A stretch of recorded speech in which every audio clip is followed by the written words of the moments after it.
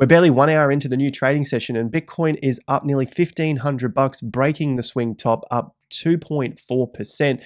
Could we be seeing the start of a pump? That's what I want to cover in today's video, looking at the charts, looking at the data, sticking to the facts and removing the emotion. Hit that like button, subscribe to the channel if you are new here.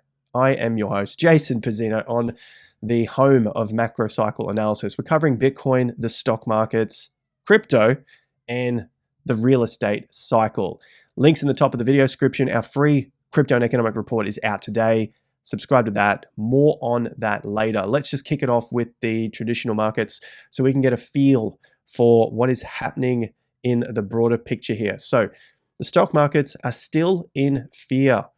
We've got a reading of 41. Last week was extreme fear. And in terms of the title of this video, I'm talking about how the masses, or those people, are selling at the wrong times yet again. The stock market has been up now for 15 days or 11 trading days. Obviously, there are weekends and holidays. And the last time we got that low was 2 weeks ago, that Japanese carry trade crash. Basically, the extreme fear came in at that low. Now, for over 2 weeks now, the markets have been up. And this happens time and time again. I don't understand why more people don't see this.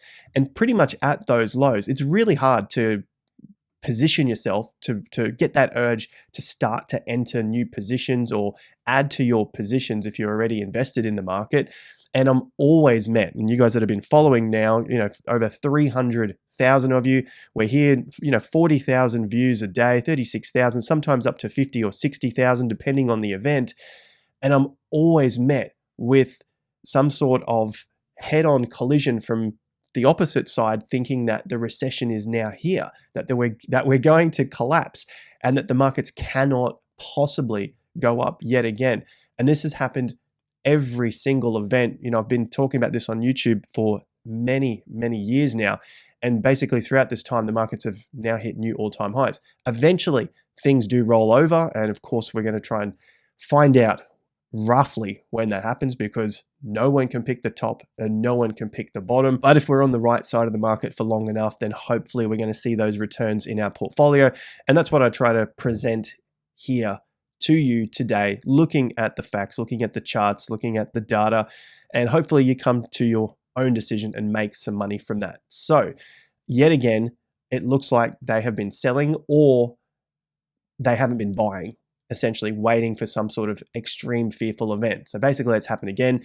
Looking at the timeline here, you can see these extreme fearful moves happen at most of those lows in the market. And like we saw throughout April, and as the S&P 500 rose into new highs, there was still fear coming out in the market through June and into July. You can come back here, you can see May, you're still in fear, and then it rose up into neutral, came back into fear through June as the stock market was in new all-time highs, and then it started to roll over.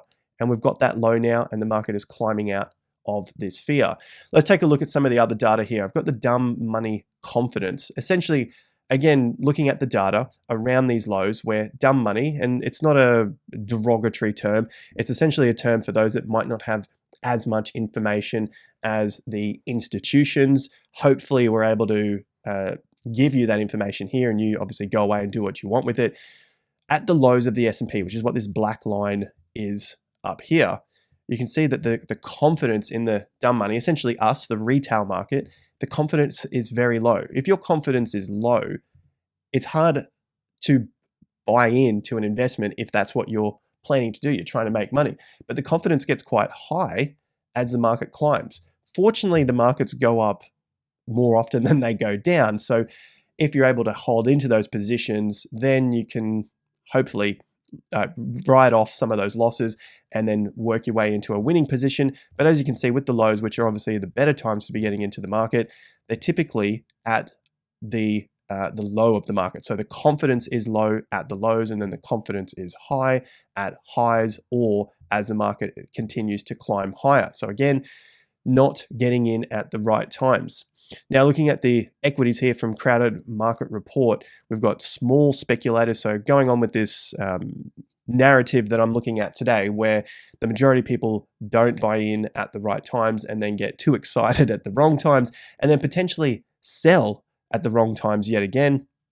Small speculators, us. Large speculators also don't do a great job out there, and then commercials are pretty much the ones that you kind of want to be following here, as pointed out by Crowded Market Report. You can see that the small speculators, I'm just focusing on the yellow here, not to get too confused with other things that are going on. Basically, with the yellow, you can see that they were short the market. So if it's underneath this area, they are short, and they were short the entire way up. That's 2023.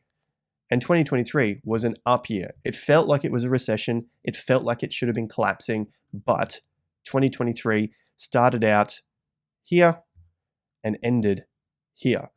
That, without a doubt, is a fact that it was an up year. So it was an up year, that's a fact, okay?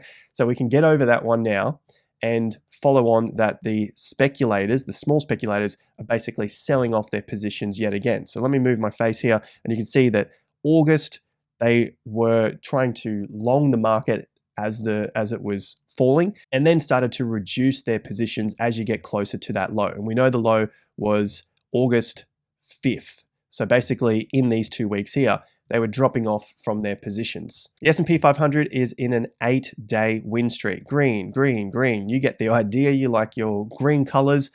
Looking at this one here, 8-day win streaks aren't bearish. Now, I would say this depends on your time frame. Tomorrow, who knows? This could basically come down and we get a swift reversal here. The point of this is, when we look at it longer term, you got 1 month returns, 3 months, 6 months, and 12 months. So what happens day to day, I'm not that interested in, because my investments aren't about buying today, selling tomorrow. I'm not a short-term trader. I'm a longer-term investor. I suspect the majority of you are as well. Let me know in the comments section if you are a short-term trader. While you're there, hit that like button. That's my little segue. Anyway, you want to come for the data.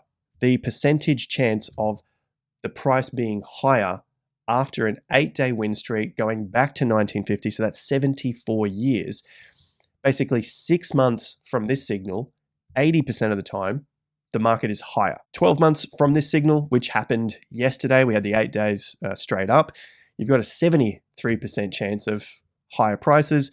3 months from now, 77% chance of higher prices. And as you get shorter in the time frames here, 1 month, there's only a 66% chance. So not a great return here just to buy on this and then sell in 1 month's time. Basically, with those shorter term time frames, these don't work as well. So depends on what type of investor you are. You're looking longer term or shorter term. The real estate cycle, we're in the winner's curse phase. House prices, this is basically where they are going and where they have been going to higher prices here.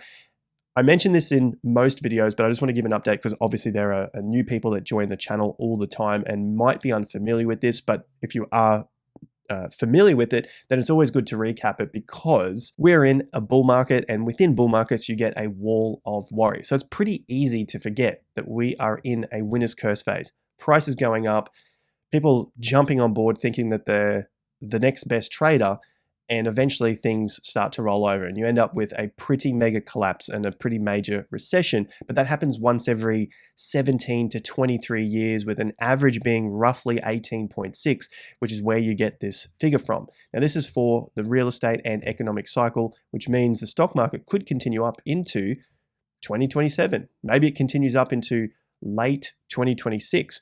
Meanwhile, real estate and the economy peak mid 2025, late 2025. We're not there yet, but as you can see from the timeframes here, we're getting quite close to that point. And that's what happens at the end of moves. The same thing happens in cryptocurrency. You get to those peaks for altcoins, and basically you're in this sort of winner's curse mindset. I can't lose because I bought Pepe a month ago and now I'm up 10x. It's the same thing. It happens across the board in every single market throughout history. Winner's curse phase, that's where we're at. Looking at the wall of worry, this is what I just posted on the 12th of August. If you're not following me on X, link is in the video description. You can do so now. And just recap the update of this. I started it in May. I went back and looked at other fearful events in the economy, in the markets, and basically, obviously, you can see we're now nearly 2% away from a new all-time high. Current price, 56.27. Go to this new top, 1.65% away from a new all-time high. Price is the only thing that matters. So we're looking here. Here is a list of all the things that were fearful, a week or 2 weeks ago. And then if you want to scroll through the entire list that I've been putting together now for coming up a year and a half, you can basically go back and see that every single time something bad happens, it's been roughly near an exact low in the market or one of a significant low. Now, this one is going to ruffle up a few feathers, especially in the political game. I despise politics.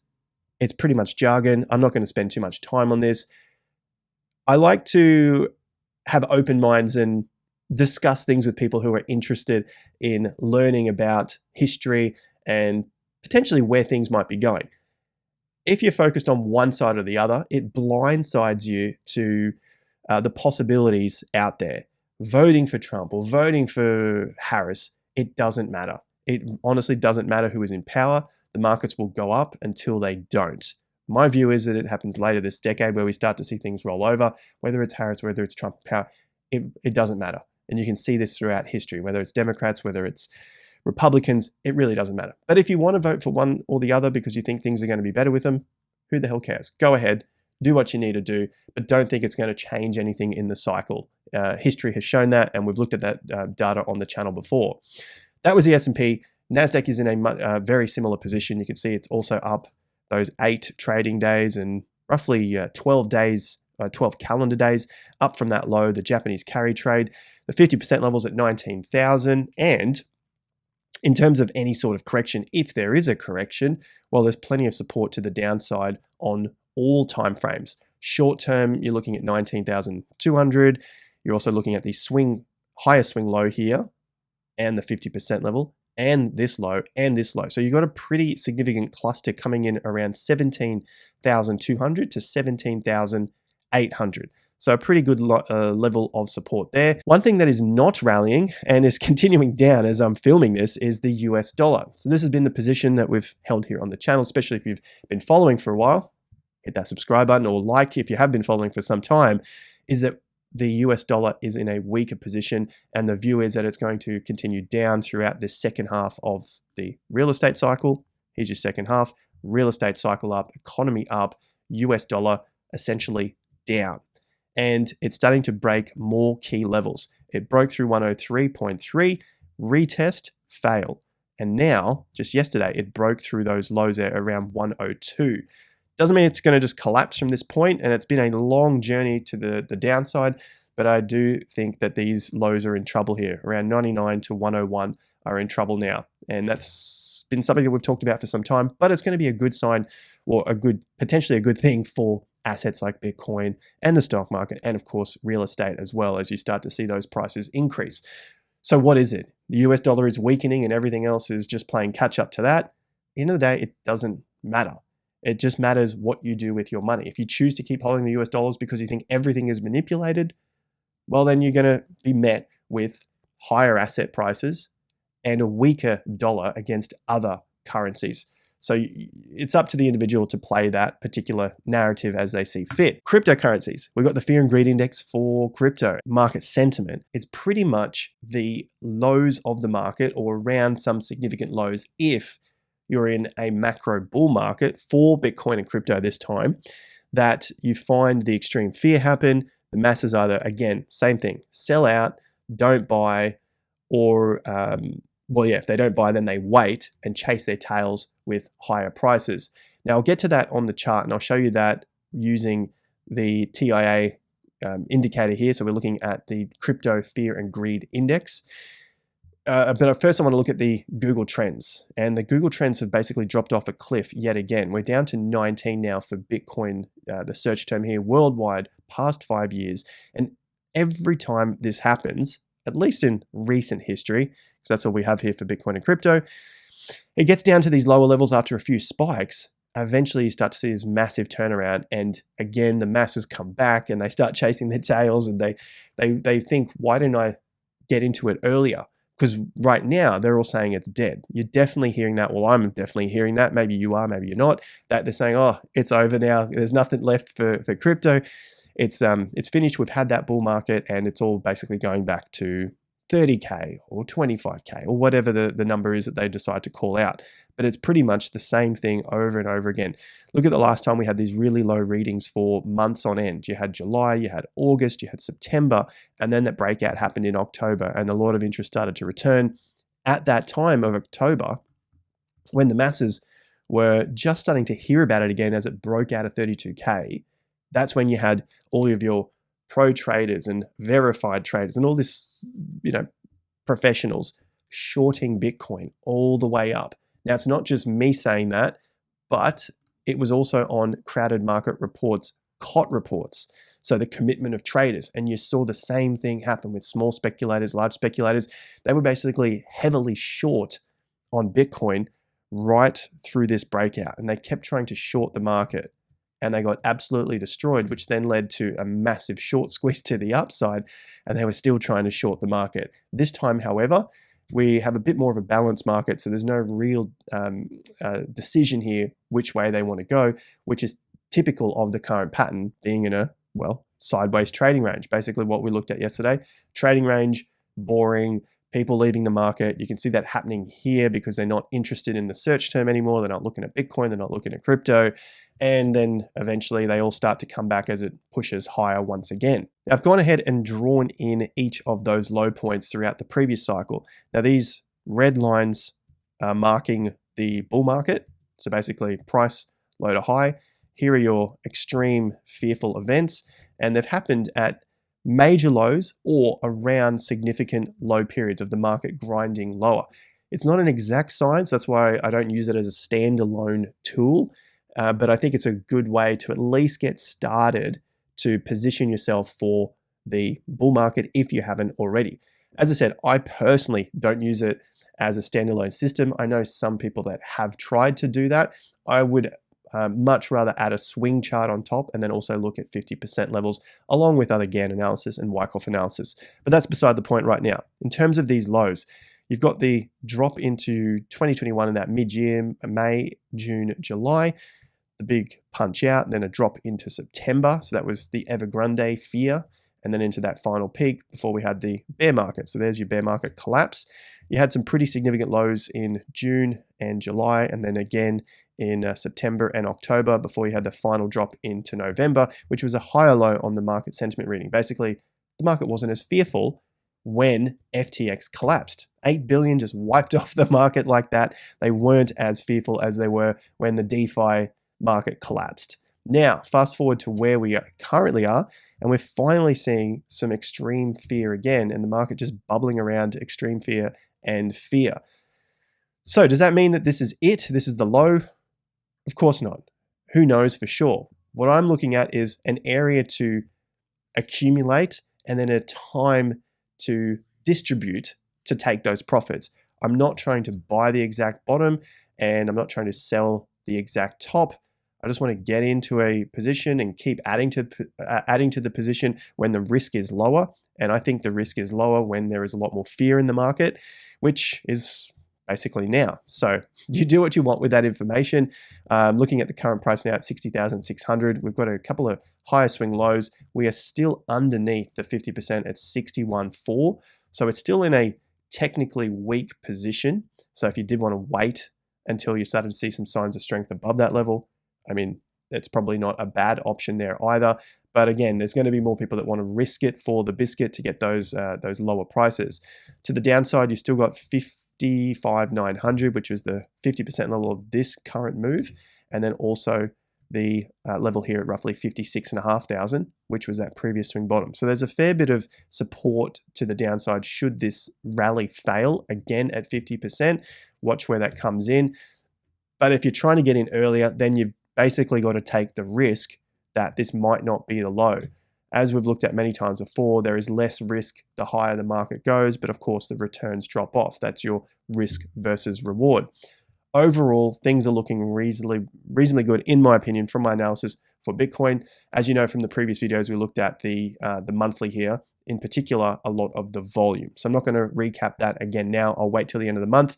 Make sure you subscribe to the channel, and I'll go through that analysis once we get the data in for the end of the month. Just over the last couple of days, well, yesterday and now, it is breaking above 410 billion. So this could be a good sign in the short term that we're starting to see some stability here, even if we start to see lower prices again. Maybe it gets rejected at 420, but it's good to see that the volatility is dropping off and we're still seeing higher low prices from this low and from the low in July as well, basically above that 360 billion. So far, it's been a washout and then a quick bounce, and the higher price is back above that in this case, 380 to 390 billion when you exclude Bitcoin, ETH, and stablecoins.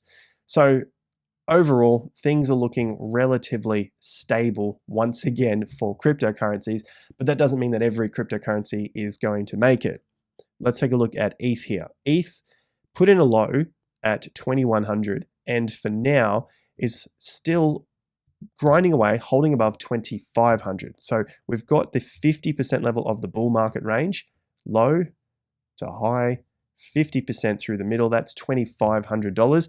And for the last couple of weeks, ETH has been grinding away above that level. Now it's in a pretty tricky position overall because it's still underneath the next 50% level and all of those lows that happened at roughly 28.40, and then you've got the 50% at 29. What is that 50%?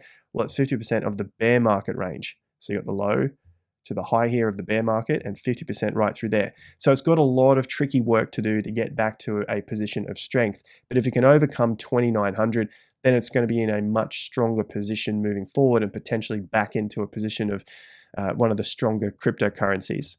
Now, in terms of the current correction, you can see from the high here at 4,100 down to 2,100, slices through the middle there at 3,100. And this is a challenge that we face as traders once a market has corrected so far. There's a lot of work for it to do to get back to a position of strength.